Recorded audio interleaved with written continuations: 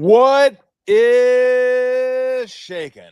It's Monday. You know how we like to do it on Monday. We talk 49er football with a great friend of the show, great friend of mine, number 84 in your program, number 1 in your hearts, our favorite tight end around these parts, Brent Jones. What's up, Brent? Hey, Tommy. Great run. Again, huh? I mean, I was just talking to Brent before the show. I feel like we're doing a variation of the same show each and every week where we're like, oh shit, how did this happen again? Like, these guys just keep pulling rabbits out of the hat. And yesterday wasn't, although I will say this, Brent, yesterday wasn't like they were going to lose that game until they ended up winning that game. Like, I felt pretty good about the game the whole time. Obviously we'll get to the fourth down play by chance. And I don't know if it was by chance or by chance, but it was Chase. Excuse me, Chase Lucas. See, I couldn't remember his name. We don't even know. We're still trying to figure it out. When Lucas made that, I kid you not, the first thing out of my mouth was, "Who the fuck is that guy?" And I have no idea. I have no idea who he is. And then they go down and score the touchdown.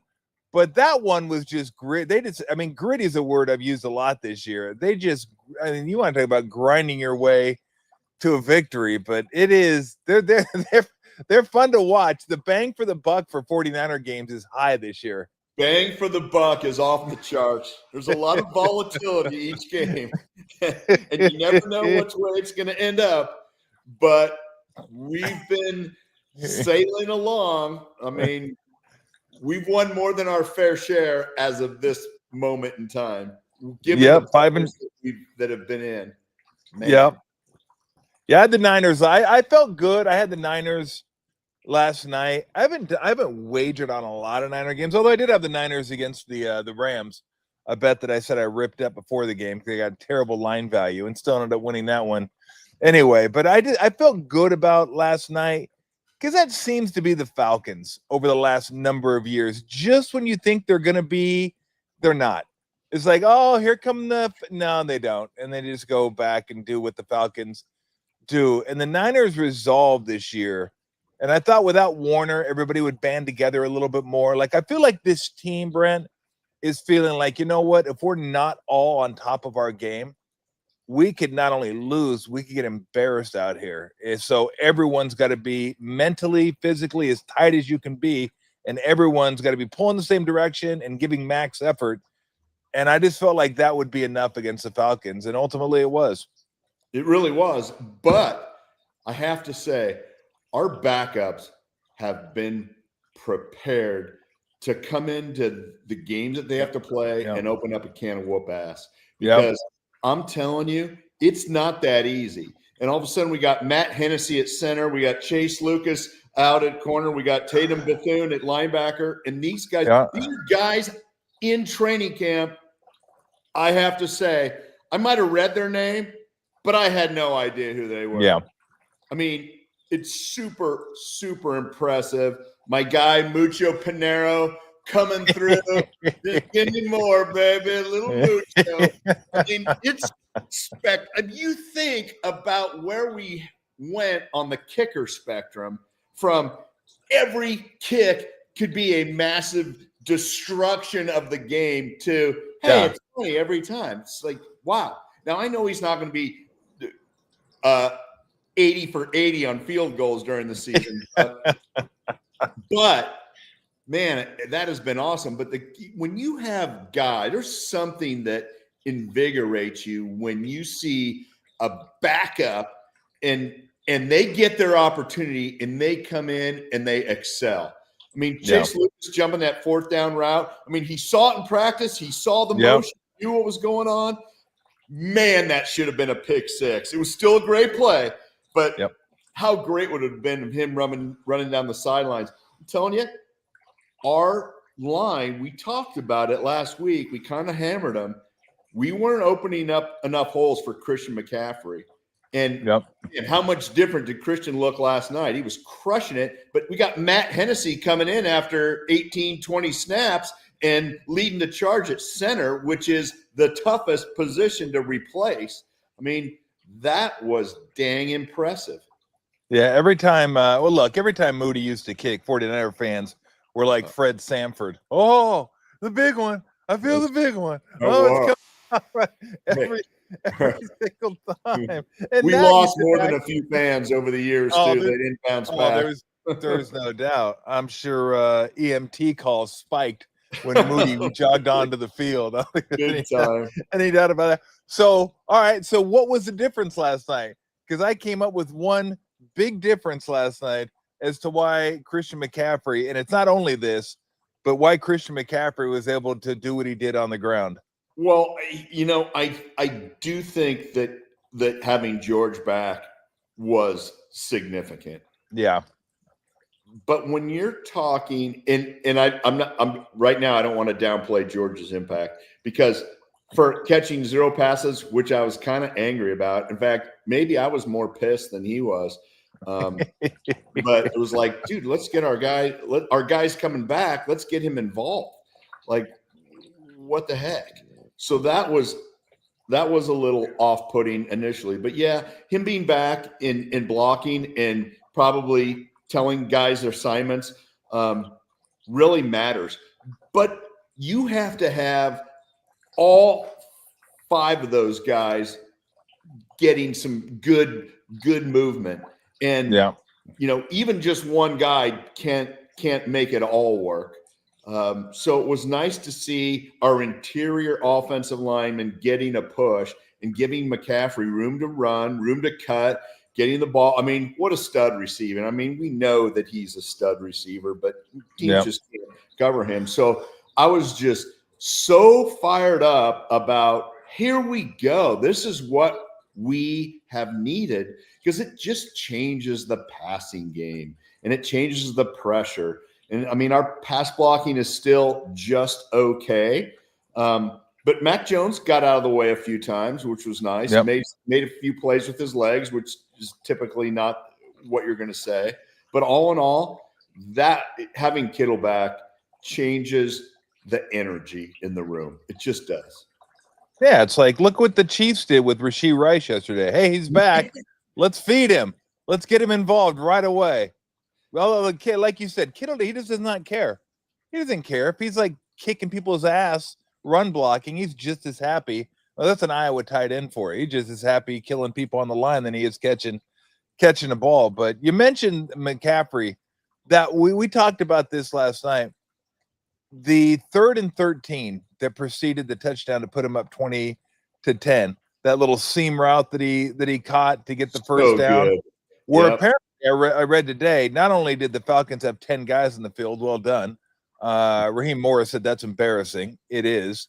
McCaffrey was going to come out of the game, and Shanahan sent him back out there and said, no, I need you on this one. Like, he said he doesn't do that typically. Like, he wants to come out, he comes out, but he needed him on that one.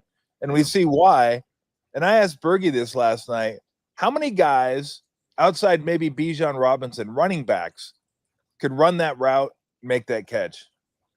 No, not in the game today. Very few. Bijan comes to mind, obviously. But back in the day, Roger Craig and Ricky Waters, Marshall Faulk, good freaking, or Ricky Waters could have out of the backfield. And I thought LaDainian Tomlinson and Marshall Faulk are guys that probably, but there's very few guys in the history of the game that are like really good runners. I mean, you have your pass catching receivers back in the day that weren't great runners, but they were good receivers. Yep. I'm talking about guys that could do both. There's not a lot of those guys that even exist. And McCaffrey, to be able to do that, that was such a massive play to put them in a position to go up 2 scores and kind of, you could take a breath at that point. I mean, what a huge play that was. Huge play. Let me ask you this. Does it look like Christian McCaffrey's lost a step? No. Hell no. Like, so I've been starting to read that a little bit because he's getting 3.2 yards a carry. It's like, hey, look at the offensive line. I mean, if your offensive line's not working, it ain't going to come out the same. There's just no way. I always use Emmitt Smith. I mean, Emmitt Smith plays for the Tampa Bay Bucks. It ain't the same Emmitt Smith. Not even close. That offensive line that he had was amazing. But it matters. Now, once you get past the first level, that's on the running back. But you got to get some push. You got to have some holes. You got to have some type of movement that creates some type of a hole. It doesn't have to be a huge hole, but we weren't getting much at all the first several weeks of the season. And so Yeah. just to see that, but you know, the naysayers, oh, it looks like McCaffrey's lost a step. Yeah, dude, pay attention to the game. Yeah. Well, I think watch him in the passing game. He hasn't lost a step. Yeah, I think his yards yards before contact were one of the fewest in the league. Yeah. Meaning he didn't get a hole to run through and then make somebody miss. Like he was getting hit almost immediately at the line of scrimmage. And I don't care who you are. Ask Saquon Barkley how that works out. I mean, Saquon Barkley is not having a good year, and it's not Saquon Barkley. Do you think he's lost a step? No, their offensive line isn't that good anymore. That's why the offensive line is brutal. That's why, look, everyone that knows football knows this. You win the games with your 5 guys up front and your 4 guys on defense up front. That's where the game is. If you don't have that, nothing else matters. It doesn't really matter. It is right? true. It is true. It might not sell the most tickets, but I guarantee you, if your offensive line's bad or your defensive line's bad, you're bad. You're bad. Absolutely. I was just looking this up. So last night, McCaffrey averaged 5.4 yards per carry. By far his best game. He had his most carries last night, 24 for 129. Previous high was 69, 22 for 69. The only time he cleared 4 yards a carry was 13 carries, 55 yards in New Orleans. So, yeah, I mean, look, the line was good. Kittle being back is obviously a huge deal. I also think that Atlanta's a little light up front, so that was kind of a perfect recipe. George coming back and their line being a little bit light. But, yeah, for those that think Christian McCaffrey have lost a step, I think they're looking at stats, looking at all your, like, advanced analytics and all this stuff. It's like, just watch the game. You know what? I'll give you a quick story because it's funny you mentioned that. I was talking to somebody a number of years ago, and we were talking about Mike Trout. This is probably 8 years ago, back when Mike Trout was like constantly one of the top 2 players in the game. And it was like, you know, you look at Mike Trout, he's on a Hall of Fame path, doing this, doing that, doing this, doing that. I was like, no, man, he's incredible. You know, he's got a hole at the top of his swing and some of the stuff that blah, blah. I talked because I watched him pretty much every day. I'm an Angel fan. I know. And you know what he said to me? He goes, oh, yeah, I don't really watch him. I just kind of see the numbers. I'm like, fucking what? Like, I feel like people that talk about sports now, much more than ever, talk about things they don't even see. They just read, and they just go on these charts and look up these numbers, and they form an opinion or a conclusion or a theory without ever watching. It's like, what are we doing here? You're just like all based on looking stats. at a float. Yeah, it's like watch the game. Use your eyes a little bit. And my theory on that is those people don't really know the game, but they know numbers. They feel like that's their way into the conversation. I'm talking to you, fucking nerds. Nerds! Man. You scared me. I thought you were talking to me.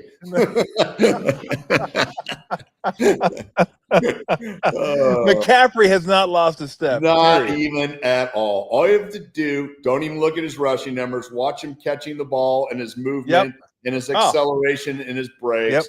And you know he has not. But he just hasn't had room to run. That's a reality. And be thankful you didn't draft Saquon in your fantasy draft. My fantasy draft getting sucks. Smoked. You want to know my 2 first picks in fantasy this year? Who? Malik Neighbors. Yeah, I had him too. Brian Thomas Jr. How's that work? My team You're is out. so bad. I mean, it's sad. It's like you're like, oh, I can't wait. Fantasy football, I can talk some smack and then I'm like out of the conversation. I'm the kid that got off the bus first and everybody else. I'm the kid with lice. No one wants to be around that kid. Like I don't even get in the conversation. It's sad. The whole party's going on around me and I'm in the garage. I can't even. I'm the lice kid too. So I had not only did I have our guy from the Giants. Geez, I'm blanking on his name. Malik Neighbors. Yeah. I had neighbors. I had Tyreek Hill, and I have Lamar Jackson. Oh, It's a beat down. Like, why does my team even show up? my team is so awful. Like, I'm almost to the point of just like auto setting my lineup. I know, dude. I'm so bad. I'm so bad. I had to start Kamani Vidal of the Chargers, and I'm so bad that I picked him up last week. He had 22 points. I didn't play him. I mean, I can't. I don't have the team, and if I do have the team, they score when they're on the bench. It's just I'm done. I just want to go. I just want to fast forward to next year. I played Dana yesterday, and I was ahead for a while, and I was feeling pretty proud just because she was starting to get a little mad, and then she just blew me away. I didn't even acknowledge it. Oh, it's just so brutal. Yeah, it's just so brutal. Like, so I'm sure she's gonna let me have it at some point today. Like, hey, smoked you. So what is this? I mean, what does this mean for the team when you have, Lucas and Hennessy and Bethune was fantastic last night, and I brought it up last night, Brent. Not only was he fantastic, he's the green dot guy.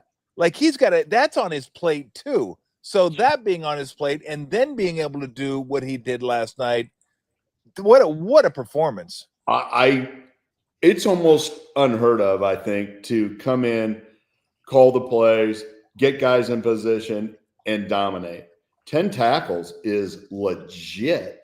But the thing that stood out to me, a couple things, but one, he packed a wallop a couple times. Like, there was a couple of bone-jarring tackles. But that sucker can rush the passer. And we blitzed a little bit. Remember, we kind of talked, you and I have talked a couple of weeks, like, we're going to have to manufacture some pressure. But all of a sudden, Bryce Huff, looks like a world beater. And Bethune, all of a sudden, it's a skill from the linebacker position to be able to blitz and get to the passer. And he looks like he's innately qualified to do that. It's just his movement and his lanes, his leverage. And, man, who knew? Because who's going to come in and play in front of – if Fred Warner can even limp onto the field, you want him out there. Yeah. That was so impressive to me. But Huff is getting some push. He for sure – he's coming out of a cannon. And it's all of a sudden – people said – he could be rejuvenated under Robert Saleh, and man, he looks rejuvenated. He absolutely does, and it's interesting. But when I think of blitzing, I got off the subject because it's so fired up. That's okay. This is the most that we've talked about defense in a while, but yeah, it looked dang good. Bijan Robinson has been making defenses look silly this year, a handful of times, and he was getting touches, but he wasn't hurting us in the run game. He had a few nice pass plays, but holy cow. I mean, that was going to be a all-night chore, and we looked like we were absolutely up to the challenge. Absolutely. What do you think his longest run was? I don't know, 7 yards? Yep, 8 yards longest run. We talked about setting the edge last night. They set the edge. Guys were flowing to the ball. There were, I know it's coach speak, hats on the ball. There was plenty of hats on the ball. Like, they had him bottled up. I want to talk about one guy because I want to get to Huff in a second. But one hit last night that we haven't seen in a while, and that's because we haven't seen this player in a while. That hit that Mustafa put on Algier last night. Oh, my gosh. Oh my gosh. I was like, I've been missing that. That. From the safety position. Lighting it up from the safety position. He's so great to see him back. And, that was bone-jarring as well. You could feel it. It was just a brutal shot and against a tough running back as well. Yeah. And so, man, that matters. And so, we're talking about a bunch of defensive guys and guys that we've hardly talked about all year or never talked about. So, this team has something. And we've talked about that a couple times, but this team has something in its chemistry, in its locker room that for whatever reason last year's team lost, but it's back. And it's been around for this current generation of guys, Kittle, Fred Warner, this kind of crew. It's been there, and man, you're seeing it in spades this year, because to have guys who haven't had their opportunity step in and play like they're playing. Yeah. And so your question a few minutes ago was, so what does this mean? Where do we go? Well, it means we're still in the mix. We're still in the running. And I thought when Fred Warner was out, it's like, okay, certainly Fred Warner and what he does is irreplaceable. But man, you get a couple other guys stepping up their game, and the guy calling the plays steps up the first game and has 10 tackles and is all over the field, pressures, you name it. And you think to yourself, man, if our defense plays like that and we get everybody back healthy on offense, man, and we keep Christian McCaffrey healthy and George Kittle healthy, and our line is getting some movement and giving our McCaffrey some running lanes, anything can happen. This team, we have talent that's coming back at wide receiver, and all of a sudden we get healthy. We get our starting quarterback back. Mac Jones was good, probably not as good as I'd seen him the previous games, but he was still good last night. And I mean, like we said, you can't win in this league unless you have a backup quarterback that can play. Because if your backup can't play, it's almost unheard of now to have a starter go 16 games. Yeah, no. Well, I thought they didn't ask him to do as much last night. I think he only threw maybe 27, 29, somewhere around there. So it wasn't up in the mid to high 40s, which he had been the last few weeks. And the one pick that he threw, I love Juwan Jennings, but he kind of stopped short on that thing. I think he saw the linebacker, and he just kind of stopped and reached out for it, and it went off the outside of his hands and got picked. I mean, you tell me, you would know better. Dude, that's Gator City right there, baby. We call it. You got to call it. You cannot do that. You cannot do that. It's one thing to do it and drop the ball. You cannot, dude. There are no T-Rexes here. No T-Rexes. But yeah, no, I actually thought he came back and made some big plays after that. He did. He fired up, and we had this thing the previous week, and that has really not ever been who he's been. So maybe it was an anomaly. I'm hoping. Yeah. But we need him. Like, he's going to be a key figure in the success of this team this year. He just is. Ayuk, even when he comes back, can do some things, but he's still going to be getting his feet wet from being out a whole year. And it's game time is different than, practice time and rehab time. So we're going to need Juwan. We're going to need, him fired up, encouraged, contributing and having that team first attitude that he's always had. It put me on my heels last week, to be quite honest. So it's interesting because I want to get to Huff, but there were guys that they signed either this offseason or after the season started that anybody could have had. They go out and get Mac Jones. That was a huge signing. And I said some of it was probably him wanting to be here and be in Shanahan's system and seeing what happened with that Sam Darnold. I get that. Be coached well. Yeah, exactly. But if somebody paid him more, maybe go somewhere else. Anyway, so you get him. You go out and get Kendrick Bourne after the season starts. You go out and get your guy Mucho Pinheiro after the season starts. They sign Huff, who everybody said, well, look, get him back with Robert Saleh and let's see what happens. But then there wasn't like there was a bidding war for this guy. Anybody, if they wanted to pay more, they probably could have had him. And each of them have been critically important. I mean, Bourne's had a couple massive games. Pinheiro, we don't even need to go into it, how big he's been. Mac Jones has won some games for us.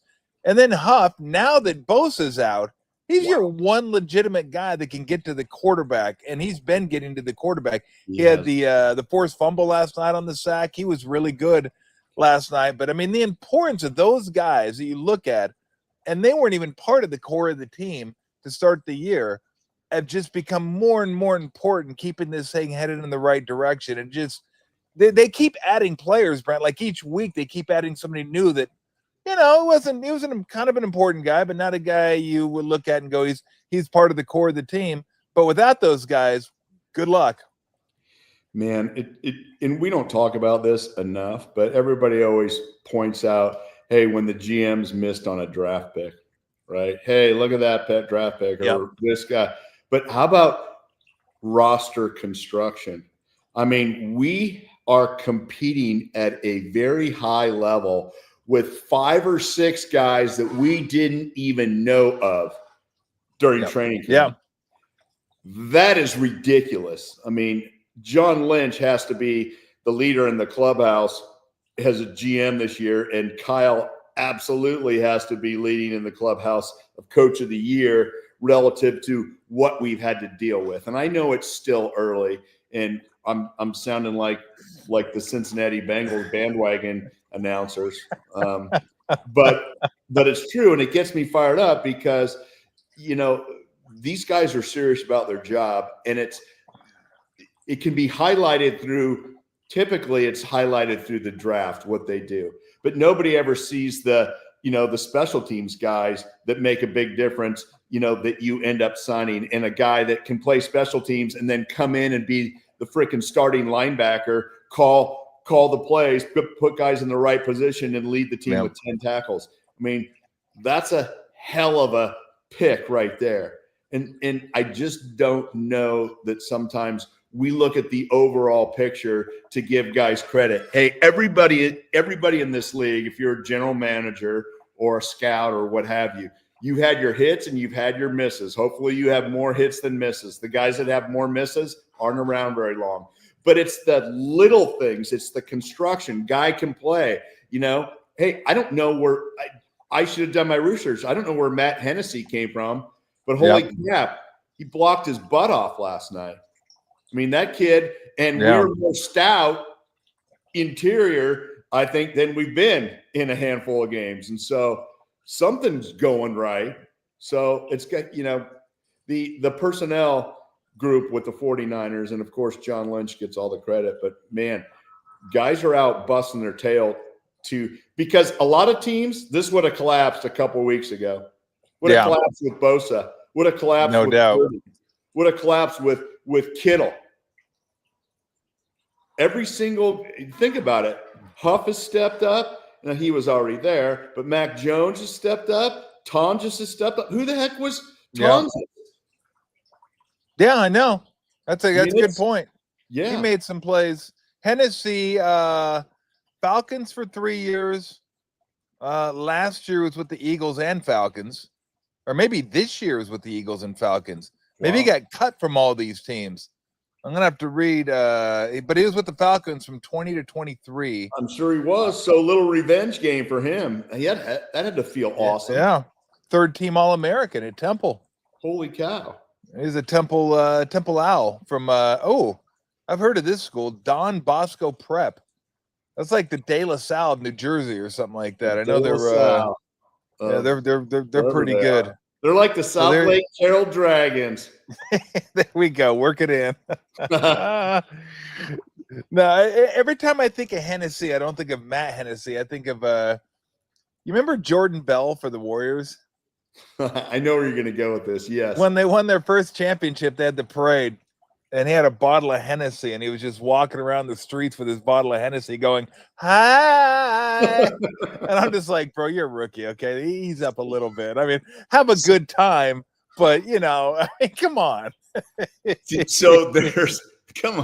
So there's this aftermarket truck group called Hennessy, and I have a Hennessy. Okay. I have a Hennessy truck. And my wife's like, when I got it, you're going to be running around advertising alcohol? And I'm like, honey, relax. It's a truck maker. She's like, well, nobody knows that because it says Hennessy on the side of the truck. I'm like, come on. That's hilarious. Oh, yeah, that's something that's not my That's not my avenue. My avenue strictly flows with beer. That is it. Period. I figured it was. I figured There's you went up no to snuff on the truck Hennessy. no alcohol. Don't know Hennessy. Or the center Hennessy until last night. I didn't But know I the won't center forget Hennessy. his name. No, I won't forget it now. I wasn't up on the cornerback Chance Lucas. I got to be honest with you there. Or Chase, his brother. Yeah. Or Chase looks. I don't know why I keep saying Chance. Now I can't even get his name right. I had at least had his name right last night. That makes it all that's better. I can't get his name right. These are guys we didn't even know. Oh my gosh! It's like we played a clip on the radio like all the time over the last 3 or 4 years, and it's from the Houston Rockets announcer, and I always forget his name. Nice guy though, so nice I forgot his name.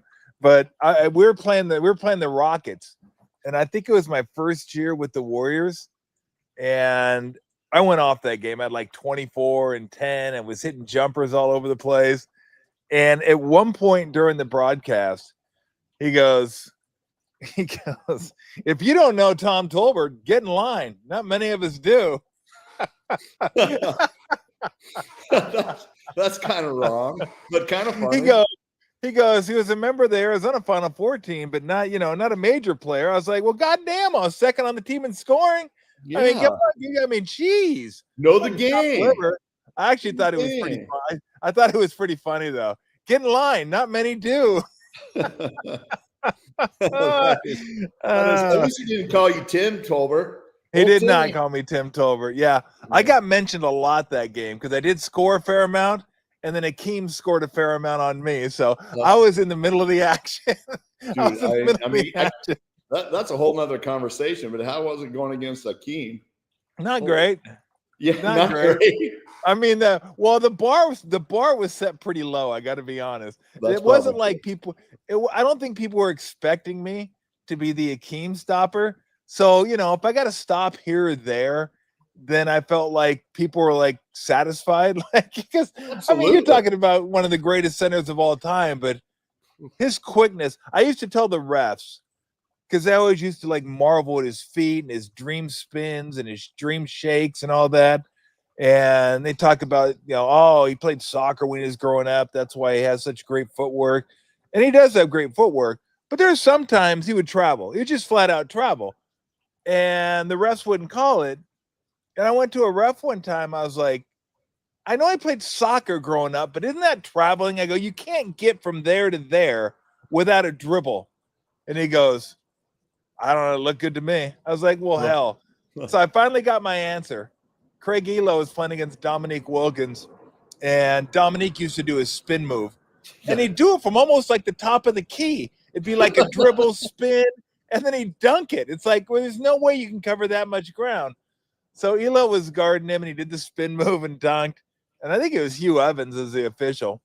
And Craig walks up to Hugh Evans, and he says, hey Hugh, isn't that a travel? Like when he picks up the ball and spins from the top of the key and goes and gets all the way to the rim, isn't that a travel? And he looked him dead in the eye and said, if you had that much talent, I'd let you travel too. what kind of answer is that? That was honest. He was, but it's like, well, what does that even mean? Well, how much talent do I need to have so I can blatantly break the rules and you guys no rules? It's unbelievable. Calling traveling in the NBA is like calling holding on the Chiefs. It doesn't exist. Look at you. Certainly didn't exist during the Super Bowl. There's no doubt about that. So let me get back to this, because what I wanted to ask you. I was going to ask you what the backup guys playing the way they do means in the locker room, specifically to the guys that are out right now. Because if I'm a guy and I'm a starter and I'm seeing the way these guys are balling out, I'm like, I better have my stuff tight and ready to go by the time I get back, because these guys are not only holding the fort, they're plowing forward in the top of the division right now. Rams win yesterday, 5-2. So I mean, there's like no excuses not to say you have to win every game, but you better be mentally and physically like as prepared as you can be going into the game. There is no excuses for not being 100% on both of those levels. I agree. I think it certainly helps the healing process for those that are out for a few weeks. It's like a magic Yep. elixir. Yes, it is. Yep. Yeah. And you know what's weird, and you know this, like you could start forever, be all league, be whatever, but all of a sudden your backup's in there because you're banged up for 2 or 3 weeks and he has some success, and you're like, you're glad for him, but you're not really glad for yourself. Yeah. Like, wait a second, I better get back in there and get ready, heal up quicker, or Yep. push yourself that much harder, or maybe I'll come back a week before I'm supposed to. Yep. It's just human nature. It is. Well, I've probably talked to you about this over the years. I know I've talked to Steve about it. The dynamics of being an athlete on a team that's not playing, or on the bench or second string or whatever you want to call it. It's that angel and devil sitting on your shoulder, because the guy in front of you, if he makes a mistake, you're not happy because it hurts the team, but there's a part of you, that devil, that's going, all right, our time's coming. One more drop, you're going to be in the game. And you're like trying to fight off the devil, because the angel's like, oh, that was bad for the team. He dropped a third down pass. And the devil's like going, F you, we're going to get in the game. That's what we want. We want to get in the game. It's a weird, it really is. And I think anybody that says, I'm completely 100% rooting for the guy in front of me, isn't being completely honest. I think you can root for him, but there's also a part of you that isn't that upset if they mess up somehow, because you want to play too. Like, you want to get your chance. It's just, again, it's a weird dynamic that I think a lot of athletes have had to fight, that feeling like, God, I don't want to root against him because I want to win. And I like the guy. We're friends, but I would like to play too. I need to get in there. Yeah. I think it's just one of the unsaid things about pro sports. And like you said, there's varying levels of guys and what they're, quote, rooting for.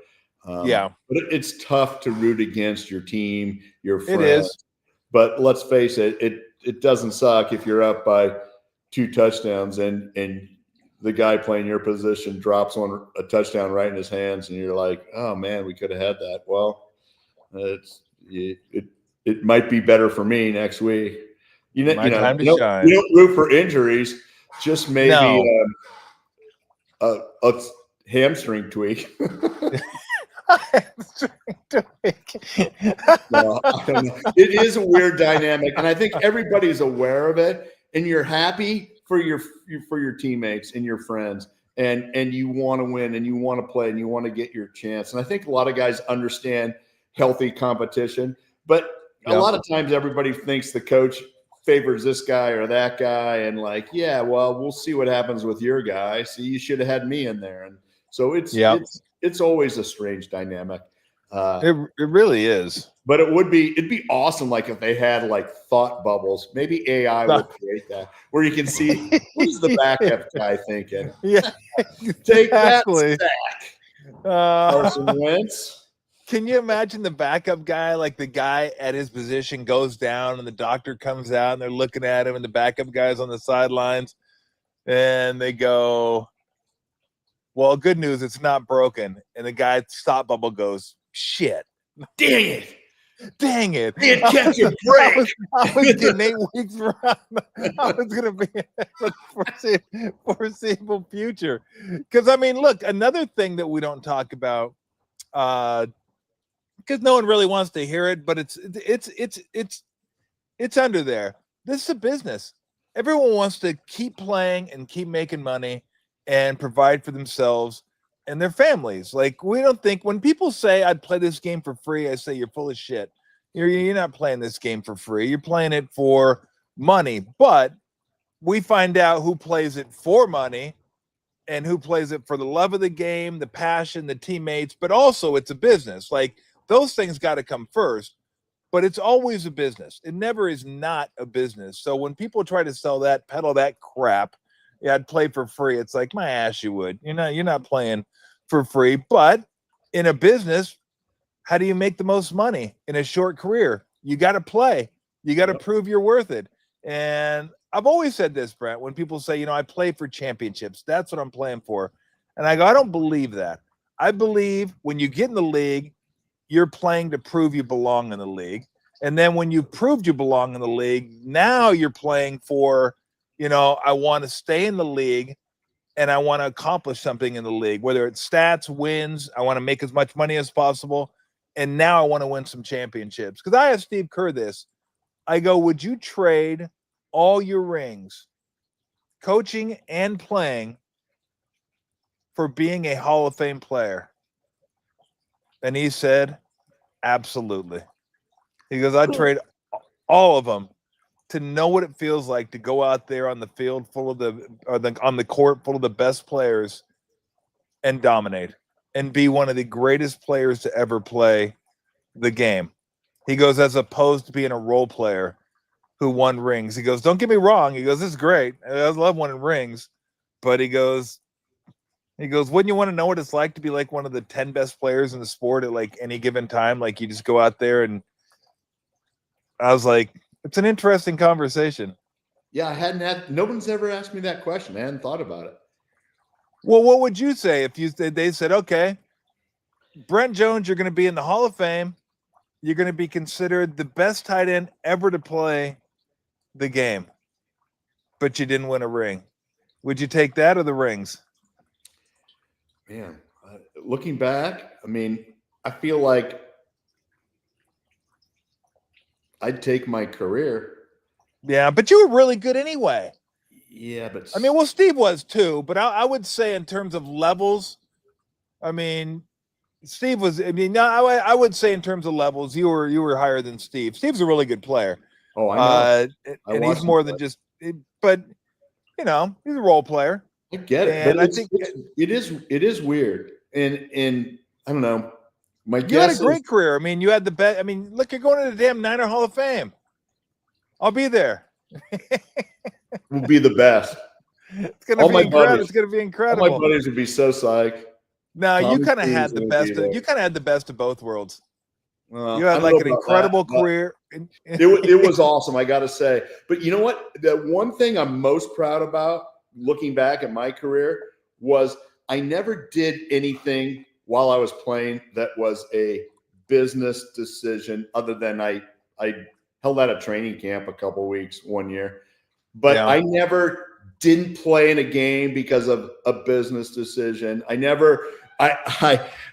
took way too many painkillers to play in games. I did all kinds of crazy stuff because once I was in, I was all the way in. Like missing a game and sitting on the sideline would have been the worst torture for me. And I had to do it, obviously, a handful of times, but that would have killed me. So you've seen guys in contract years that sit out for a few extra weeks, or, hey, I'm not going to press it, or I'm not going for that ball across the middle because I'm going to get knocked out. Yeah. Like, dude, if I would have ever alligatored a ball, I wouldn't have been able to live with myself. No way. No way. If somebody ever said you had alligator arms, I'd fight him on the spot to the death. That was the worst thing you could ever say. You couldn't say that.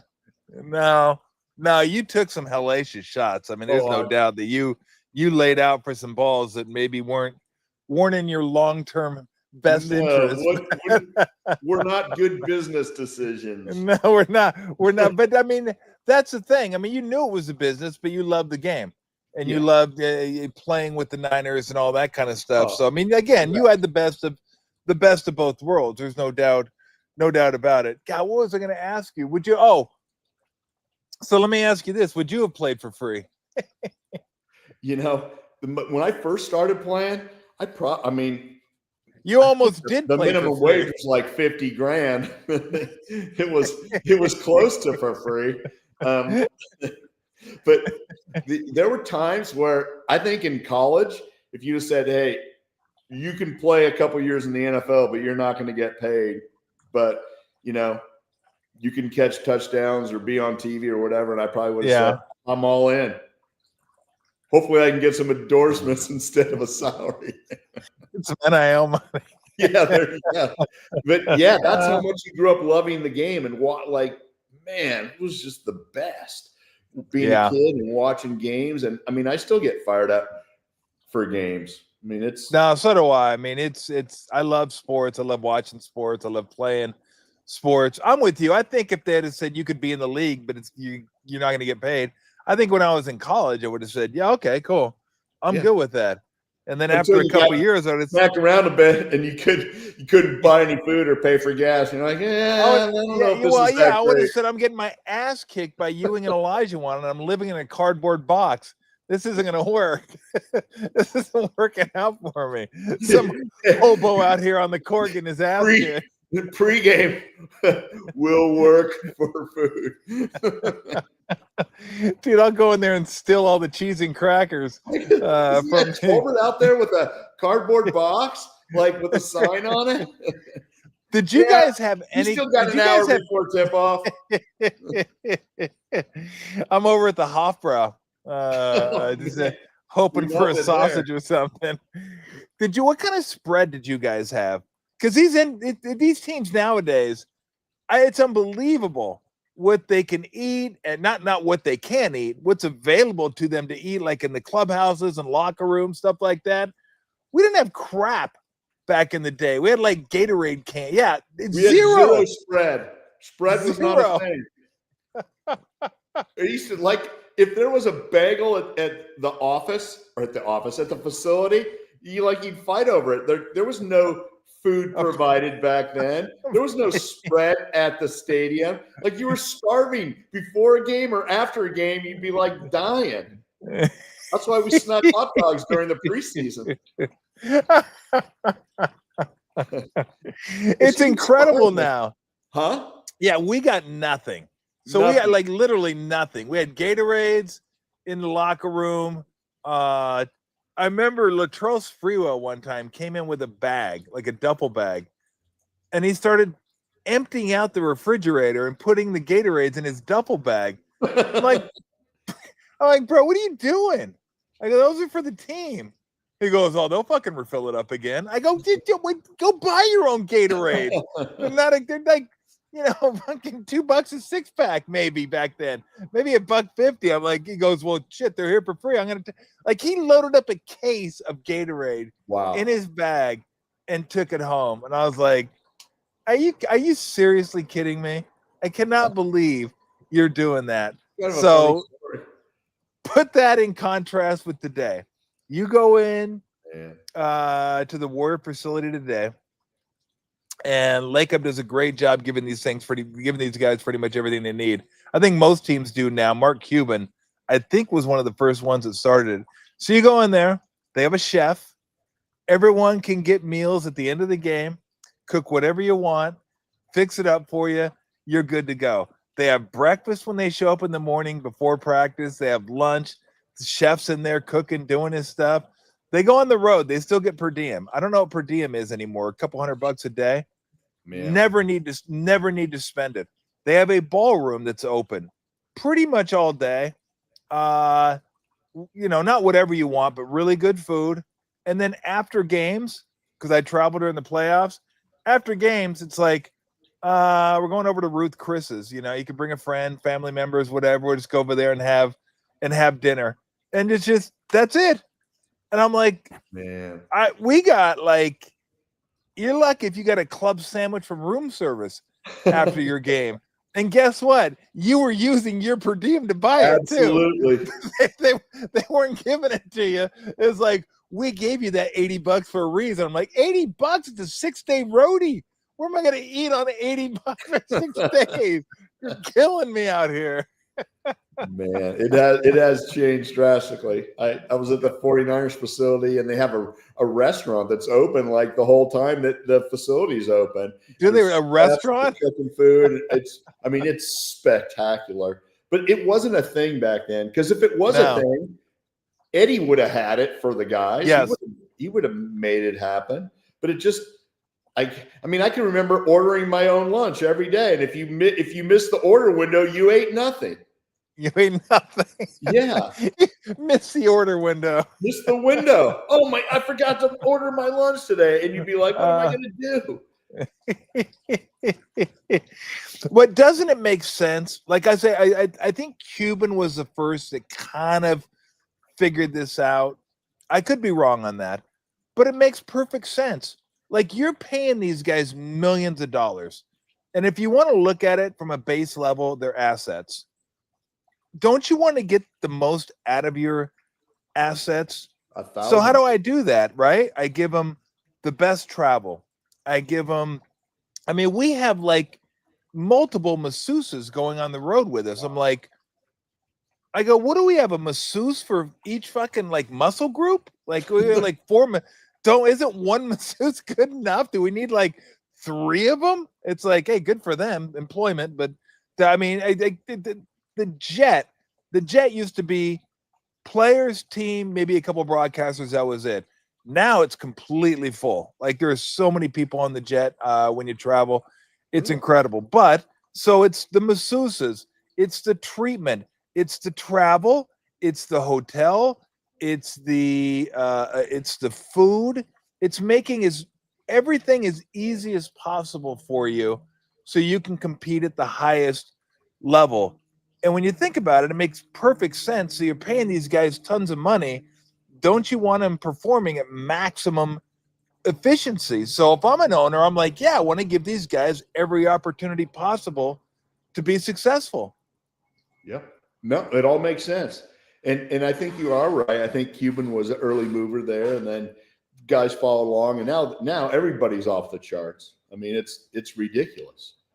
And so all football organizations, everything, it's just, why wouldn't you? If I had a football team, and it's different than a basketball team, because football teams have their training facility, right? You come in every day, you only play 1 game a week, but kind of like the old Google approach to their offices.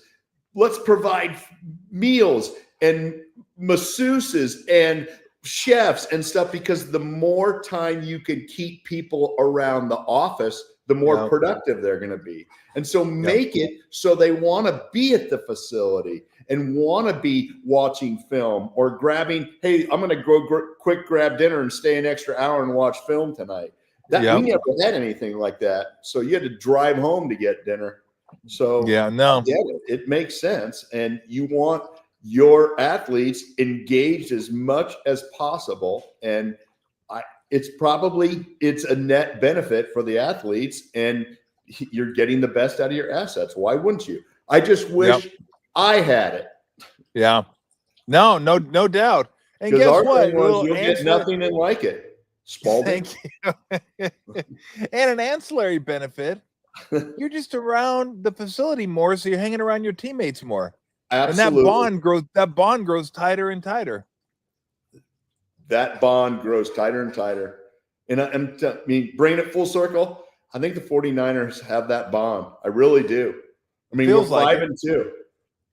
And we probably have no business being 5-2, but because we've had, multiple guys step up through the course of hellacious early season injuries, we have guys that are prepared, ready to go, well coached. We've got guys that we hadn't heard of that are contributing in a major way. It says a lot about what's going on over there at the facility.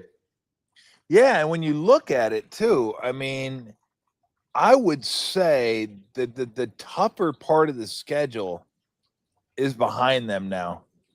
Because if you look at the schedule going, and again, schedule is what the schedule is. I'm sure a lot of people thought, oh, at Indy, that'll be a win. Not so much. Indy's really good. That's a really man. I don't know how that happened, but I love the fact that the one of the sister owners is down on the field with the headset, listening to plays. Yeah, high-fiving guys. It's just so random. It's so far out of the box that I find it amusing. It is. There's no doubt. It is. It's a little. It's like what? What are they? Oh, all right. What the hell? Yeah. But yeah, I mean, you look at who they've played so far. Seahawks on the road. At Saints wasn't a tough one. Cardinals may not be very good, but Jaguars are good. Rams are good. Buccaneers are good. Falcons are at least, on the north side of mediocre. Texans are okay. They got to go there. Then you get the Giants, Rams, Cardinals, Panthers, Browns, Titans, Colts, Bears, Seahawks. So I think that early part of the schedule has been the tougher part of the schedule. And they've you know what? And I said this last night, Brent. They've given themselves some margin for error. Yep. So if you have that one game where you're just not right, where maybe you do some stupid stuff, some uncharacteristic stuff, the referee goes, you get a bad whistle that game from the referee, just something happens that every team has won throughout you've given yourself that margin for error because you've already taken back a couple of those games that you could have lost, but they found a way to win. So that's what this gives them. And not only do they have the margin for error now, they got that margin for error without their best players on the field. So I just think at 5-2, these guys are from what they've had to deal with, as good a position as they could have hoped. I agree, 100%. Perfectly said. Yep. All right, how the South Lake Dragons doing? 57-7, baby. Good Lord. Are they going to have a close game this year again? One more? Till probably the second, third round of the playoffs. But they're so good this year. They really are. So got a bunch of D1 dudes on the team. Yeah. We've got some ball players, and it's fun to see. It's fun for the community. But they're in the mix every year. But this year, I think in the 8 years that we've been here, this is their best team. And they had Quinn Ewers a couple of years too. So did they shut down the whole town? Is it in Dallas? Is South Lake where they? We're in North Dallas. Okay. North Dallas.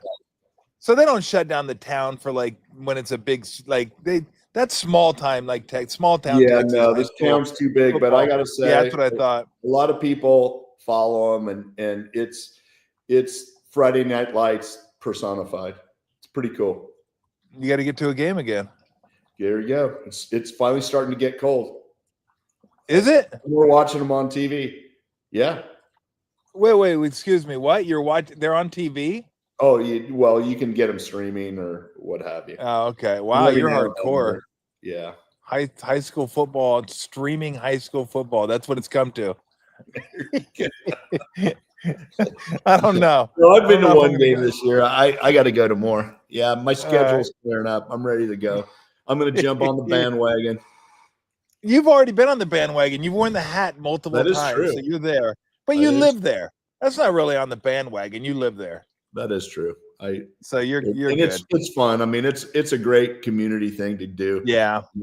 It's kind of how high school football used to be in California, and then gradually it wasn't as in pockets. It's still a big deal, but not as big as a deal as it used to be in the 70s and 80s, I think. All right, one last thing before I let you go. Do you think going to Santa Clara, if college football rules were what they are now in terms of NIL and transfers and stuff, do you think you would have stayed at Santa Clara your entire career? Great question, man. I guess it would have been relative to who came calling. What were my options? Did you ever think about transferring? Because you had a great career at Santa Clara, and you could have played. I thought about transferring after my freshman baseball year because I got hurt playing football my second year. Baseball coach took away my scholarship because I got hurt. Oh, he did it. Baseball, and I was I was enraged. I was like, I was going because I thought I was going to be a baseball player. So I went in and told our athletic director, Pat Malley, that I was going to transfer, and he was our football coach. And he told me to go home and think about it for 24 hours. And when I came back, he got extra money for me. And he said, we think that if you stay, we're going to switch you to tight end. And we think that you have a chance to play in the NFL. And I was so dumb, I believed it. And so I stayed and I gave up baseball. Yeah, and he was so dumb. He was absolutely right. Oh my gosh! The odds of that happening were like 1,000 to 1. Oh yeah, okay, sure. I can play in the NFL. Of course I can. I played at Santa And Clara. I look, started 1 year. I didn't even start in high school. Yeah, that's the ticket. I'm going to go to the NFL. you didn't start in high school? No, I was Really? mad. I was the third wide receiver, and I thought I should start, but I didn't. And I was mad. And my coach, like he was a great coach, he said, "Well, you got a lot of potential." I'm like, "Well, what does that do for me? My high school career's over now. Like, what am I going to do with that potential? You got a lot of potential. To do what? You should play intramurals. Yeah, I'll destroy them at college intramurals, or I can play semi-pro or adult. My God. So did you go to Santa Clara for baseball? So my football coach ended up talking to Pat Malley's son, Terry Malley, and Terry, they got me a partial football, partial baseball. So I went to play 2 sports. Wow. And you know what I found out when I got home from my senior high school Hawaii trip with all my buddies on July 1st? My parents were there and they said, "You're not going to believe it. Santa Clara called and you got a baseball and football scholarship." And I'm like, "Why didn't you call me in Hawaii?" Well, back then it was probably $30 to call Hawaii. What? We'll wait till you get home. $10 a minute. My dad wrote my essay.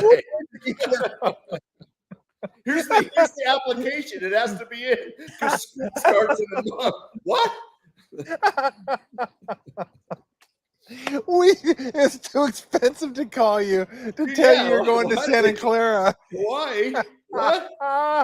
You know the long distance rates. Oh, they were killers. They were absolute brutal. killers. Could've been $100. Anybody that played pro sports when we played pro sports understands that you looked at that phone and that was a no-fly zone. Oh, you're like, man. I'm not picking up that phone. It was worse than a slot machine.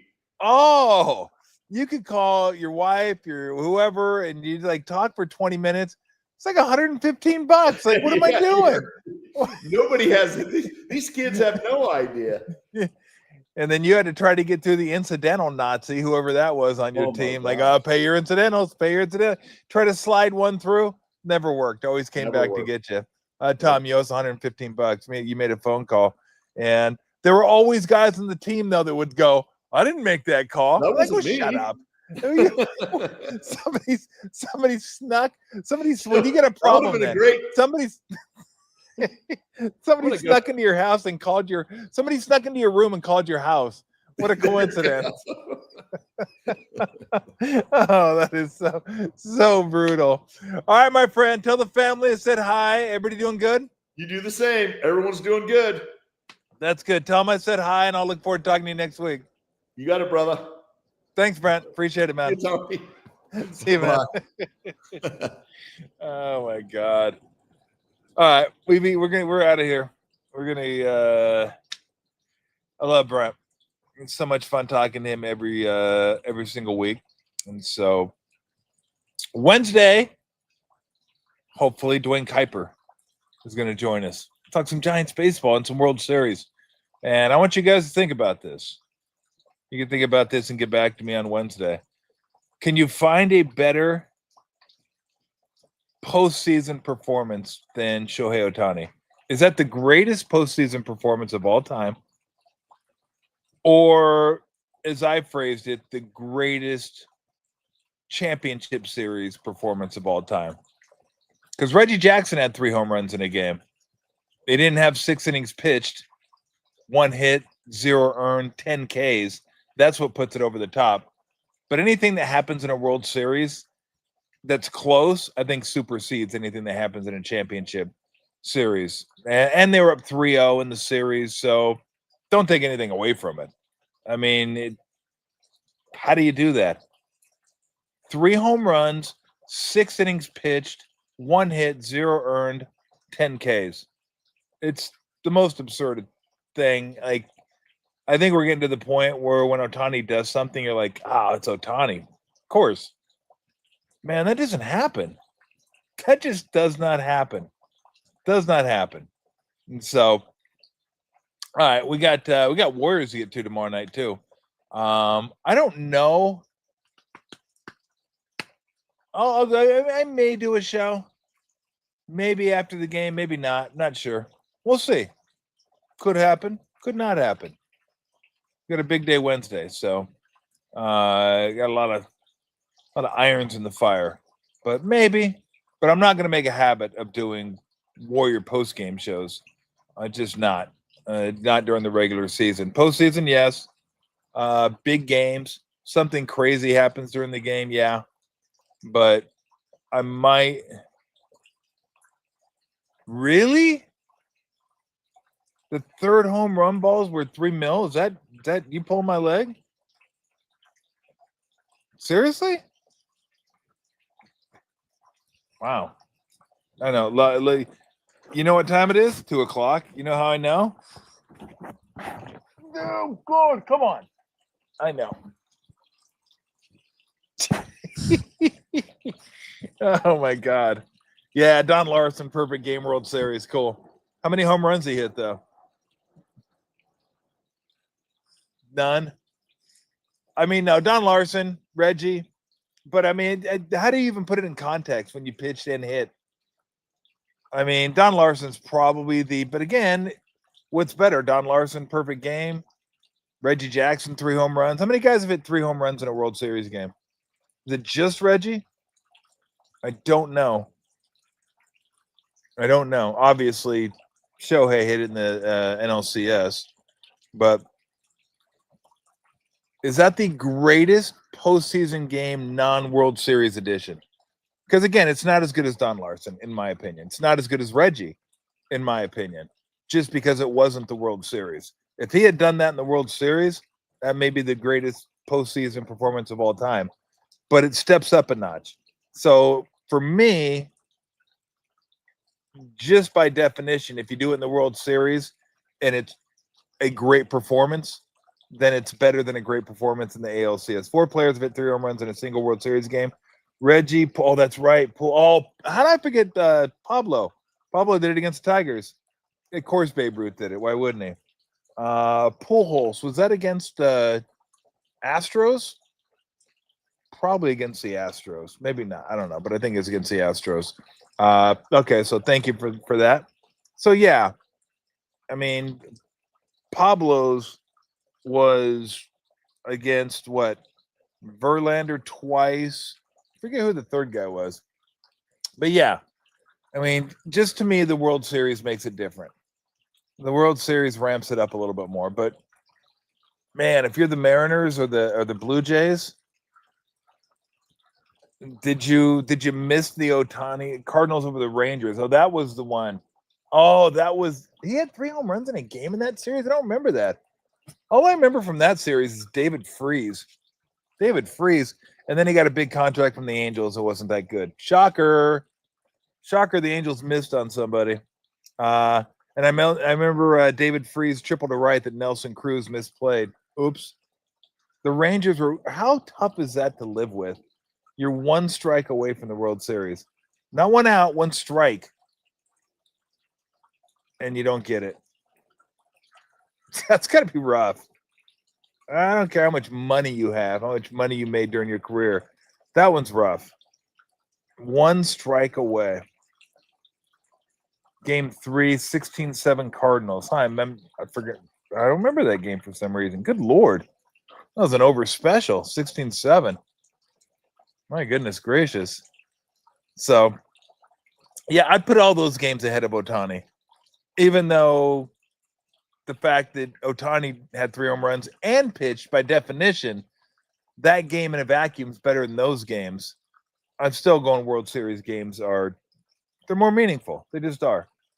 But in a vacuum, maybe the greatest game of all time. Quite possibly could be the greatest game of all time.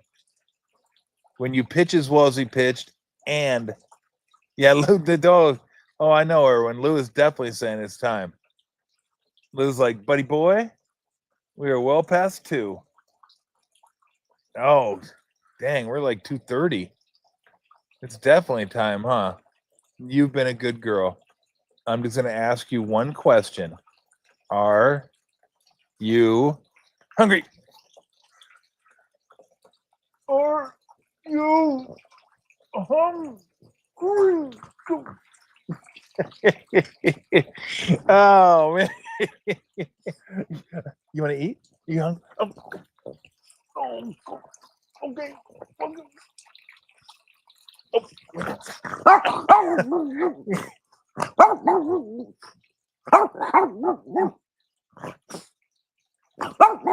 Is it time to go? You ready? Are you ready? Are you ready? Okay, let's go. Let's go. See you guys Wednesday. See ya.